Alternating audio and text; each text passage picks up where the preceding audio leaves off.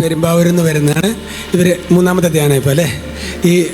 ഇവർ ആദ്യ ധ്യാനത്തിൽ ഇവരോട് വരുമ്പോൾ ഒത്തിരി പ്രശ്നങ്ങളുമായിട്ടാണ് ഇവർ വന്നത്. അതിൽ നിന്നെല്ലാം കർത്താവ് അവർക്ക് സൗഖ്യവും അനുഗ്രഹവും വിടുതലും നൽകി. ആ സാക്ഷ്യം നമുക്ക് ഇവരിൽ നിന്ന് തന്നെ ശ്രമിക്കാം. ഞാനിവിടെ വരുമ്പോൾ എൻ്റെ ജീവിതം ഒരു നടുക്കടലിൽ തോണിയിലകപ്പെട്ട് ഉഴന്ന് നമ്മൾ ഒറ്റയ്ക്കായി പോയൊരു ജീവിതമായിരുന്നു ഞങ്ങളുടേത്. ഞാനും എൻ്റെ ഭർത്താവും തമ്മിൽ എന്നും വഴക്ക്, സാമ്പത്തിക ബുദ്ധിമുട്ട്, എൻ്റെ മക്കൾക്ക് തമ്മിൽ യാതൊരു യോജിപ്പില്ല. എല്ലാ ബുദ്ധിമുട്ടുകളും ഞങ്ങൾ അനുഭവിച്ച് ഞാനിവിടെ വരുമ്പോൾ എൻ്റെ സ്വന്തത്തിലുള്ള എൻ്റെ ഒരു സഹോദരി എന്നോട് പറഞ്ഞു, എടി നീ ഇവിടെ വാ, നീ ഇവിടെ വന്ന് ധ്യാനം കൂട്. ആ ധ്യാനം നിൻ്റെ അസുഖം എന്താണെന്ന് അറിഞ്ഞ് നീ അതിന് മരുന്ന് കഴിക്കുക, എന്നാലാണ് നിൻ്റെ അസുഖം മാറുള്ളൂ എന്ന് അവൾ എന്നോട് പറഞ്ഞു. ഞാൻ അങ്ങനെ വീട്ടിൽ വന്ന് അവൾക്കുണ്ടായ അനുഭവം ഞാനിവിടെ ചേട്ടനോടും മക്കളോടും പറഞ്ഞു. ഞങ്ങൾ 4 പേരും ഇവിടെ ധ്യാനം കൂടി അന്ന് തന്നെ ബ്രദറിൻ്റെ അടുത്ത് ഞാൻ പോയി സംസാരിച്ചു. എൻ്റെ എല്ലാ തെറ്റുകളും ഞാൻ ഏറ്റുപറഞ്ഞു. അപ്പോൾ തന്നെ ഞാൻ വിചാരിച്ചു ഞാനിനി യേശുവിൻ്റെ മകളാണ് എന്ന്. പക്ഷേ അത് കഴിഞ്ഞും എനിക്ക് തമ്പുരാൻ ഒരുപാട് അനുഗ്രഹങ്ങൾ തന്നു. ഞാനിവിടെ വരുമ്പോൾ എൻ്റെ കണ്ണിന് കാഴ്ചയുണ്ടായില്ല. ആ കാഴ്ച ഞാൻ ഇങ്ങനെ കണ്ണാടി എടുത്ത് മാറ്റിയാൽ എനിക്ക് ആരുടെ രൂപം കാണാൻ പാടുണ്ടായിരുന്നില്ല. ഞാനിവിടെ വന്ന് പ്രാർത്ഥിച്ചു, ബ്രദറെ വിളിച്ചു, ഞാനിവിടെ വന്നു. ബ്രദറെ ഈശോ എനിക്ക് സൗഖ്യം തന്നു. അതുപോലെ എൻ്റെ ഹസ്ബൻഡിൻ്റെ കൈ മുഴുവൻ പൊട്ടി, നമ്മൾക്ക് തൊടാൻ പോലും പറ്റാത്തൊരവസ്ഥയിലായിരുന്നു. ആ അവസ്ഥ എനിക്ക് ഇന്ന് ഈശോ മാറ്റിത്തന്നു. എൻ്റെ കെട്ടിയവൻ ഭർത്താവിൻ്റെ കൈ ഇപ്പോൾ സൗഖ്യപ്പെട്ടു. അതുപോലെ തന്നെ എൻ്റെ മകൾക്ക് പ്ലസ് 1 നന്നായി പഠിച്ചുകൊണ്ടിരുന്ന മകളായിരുന്നു. 7ാം ക്ലാസ് വരെ അവൾ 3ാം സ്ഥാനത്ത് നിന്ന് കുഞ്ഞായിരുന്നു.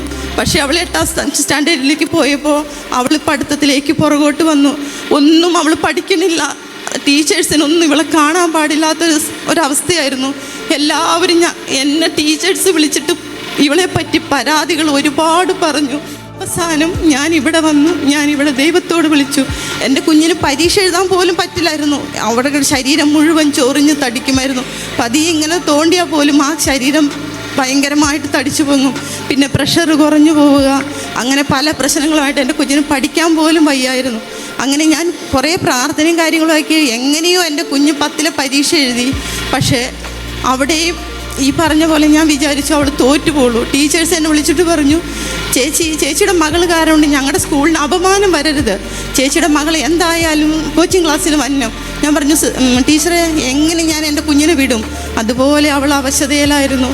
എന്നിട്ടും ഞാൻ പ്രാർത്ഥിച്ചു. എവിടെയോ എപ്പോഴും എനിക്ക് താങ്ങായ ഒരു ശക്തി എൻ്റെ ഒപ്പം ഉണ്ടായിരുന്നു. പക്ഷെ അന്നൊന്നും ഞാൻ എൻ്റെ ഈശോയെ തിരിച്ചറിഞ്ഞില്ല. പക്ഷേ ഇപ്പോൾ ഞാൻ തിരിച്ചറിയുന്നു.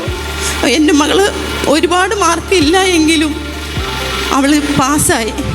2 അലോട്ട്മെൻറ്റ് വന്നു. 2 അലോട്ട്മെൻറ്റിൽ എൻ്റെ കുഞ്ഞിന് യാതൊരു ഇത് വന്നില്ല.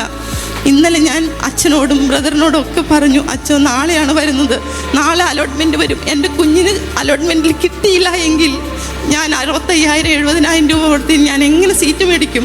അന്നാന്ന് കഴിഞ്ഞ് പോകാൻ പോലും ഞങ്ങളുടെ കയ്യിൽ വകയില്ല. ഞാൻ എങ്ങനെ മേടിക്കും അച്ഛോ എന്ന് പറഞ്ഞു. അപ്പം അച്ഛൻ പറഞ്ഞു, മകളെ നീ പേടിക്കണ്ട, നിൻ്റെ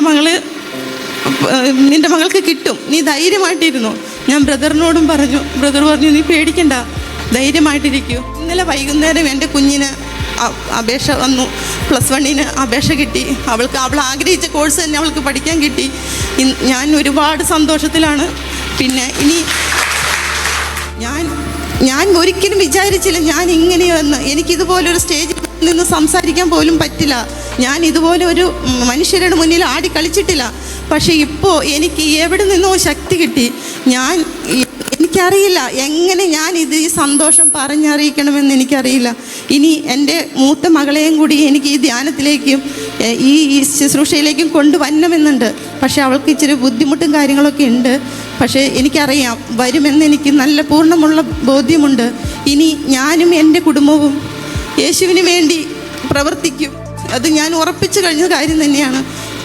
ഞാൻ ഒരുപാട് സങ്കടങ്ങളിലൂടെ കടന്നു പോയപ്പോഴും എനിക്ക് ദൈവം എന്താണെന്ന് എനിക്കറിയില്ലായിരുന്നു. പക്ഷെ ഇപ്പോൾ എനിക്ക് മനസ്സിലായി, നമ്മുടെ കർത്താവാണ് നമ്മുടെ ദൈവമെന്ന്. ഞാൻ അതിനെ ഉറച്ചു വിശ്വസിക്കുന്നു. നന്ദി യേശുവേ, നന്ദി, സ്തോത്രം.